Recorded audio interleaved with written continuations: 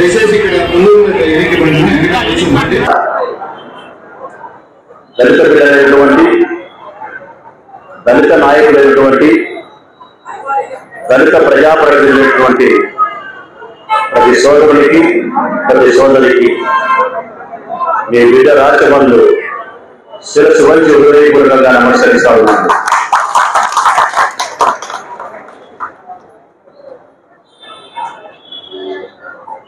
అద్భుతమైనటువంటి అందమైనటువంటి అవసరమైనటువంటి కార్యక్రమానికి తెరదీసినారు గౌరవ ముఖ్యమంత్రి శ్రీ వైఎస్ జగన్మోహన్ రెడ్డి గారు. ఎందుకు నేను అద్భుతమైనటువంటి కార్యక్రమం అంటా ఉన్నానంటే, ఈరోజు భారతదేశంలో 150 కోట్ల మంది అయినటువంటి మనం ఇటువంటి స్వేచ్ఛా వాయువులను పీల్చుకుంటూ వాక్ స్వాతంత్రాన్ని కలిగి మానసికమైనటువంటి స్వతంత్రతను శారీరకమైనటువంటి స్వతంత్రతను కలిగి మనకు ఇష్టమైనటువంటి ప్రజాస్వామ్య భావజాలంతో మనం జీవించగలుగుతున్నామంటే మన తల్లులతోనూ పిల్లలతోనూ మన ఆత్మీయులతోనూ ఇంత సంతోషంగా మనము జీవించగలుగుతున్నామంటే కారణం మనం జీవించడానికి మార్గదర్శకాలను తయారు చేసినటువంటి మహోన్నతమైనటువంటి మహామేధావి బిఆర్ అంబేద్కర్. ఎందుకు నేను అద్భుతమైనటువంటి కార్యక్రమం అంటా ఉన్నానంటే, ఈరోజు భారతదేశంలో 150 కోట్ల మంది అయినటువంటి మనం ఇటువంటి స్వేచ్ఛా వాయువులను పీల్చుకుంటూ వాక్ స్వాతంత్రాన్ని కలిగి మానసికమైనటువంటి స్వతంత్రతను శారీరకమైనటువంటి స్వతంత్రతను కలిగి మనకు ఇష్టమైనటువంటి ప్రజాస్వామ్య భావజాలంతో మనం జీవించగలుగుతున్నామంటే మన తల్లులతోనూ పిల్లలతోనూ మన ఆత్మీయులతోనూ ఇంత సంతోషంగా మనము జీవించగలుగుతున్నామంటే కారణం మనం జీవించడానికి మార్గదర్శకాలను తయారు చేసినటువంటి మహోన్నతమైనటువంటి మహామేధావి బిఆర్ అంబేద్కర్. ఆయన చదివే ఇంత మనం గొప్పగా జీవిస్తామంటే కారణం ఆయన చదివే. ఆయన భారతదేశానికి మాత్రమే సంబంధించిన మేధావి కాదు, ప్రపంచ జ్ఞానాన్ని అంతటా కూడా తన మనస్సులోనూ తన మెదడులోనూ నిక్షిప్తం చేసినటువంటి మహామేధావి.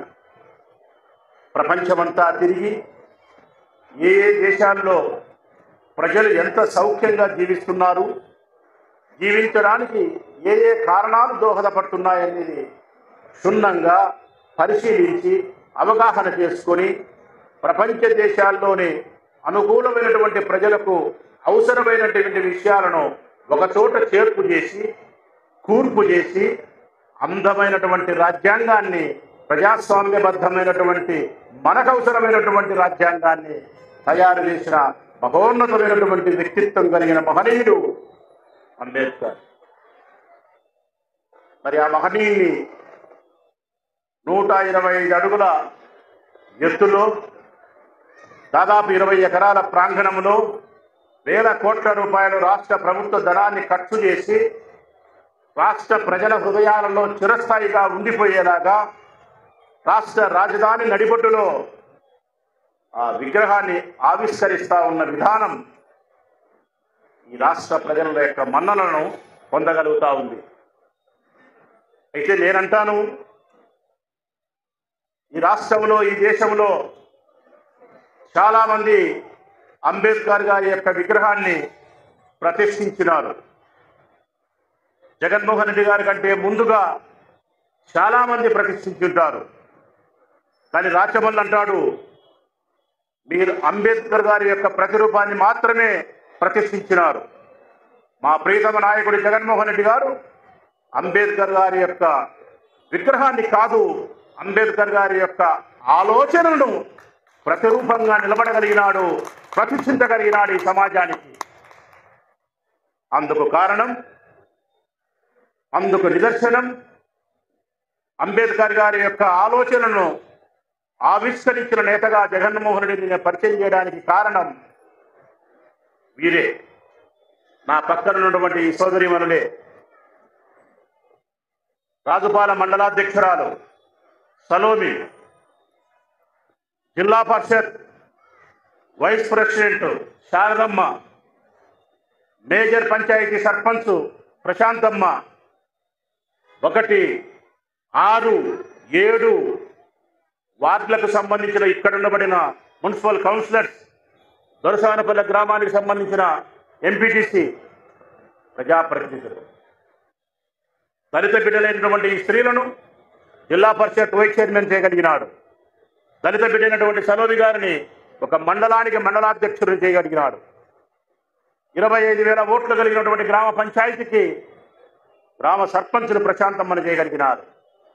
6,000, 7,000 జనాభా కలిగినటువంటి మున్సిపల్ వార్డులకు కౌన్సిలర్లు చేయగలిగినారు.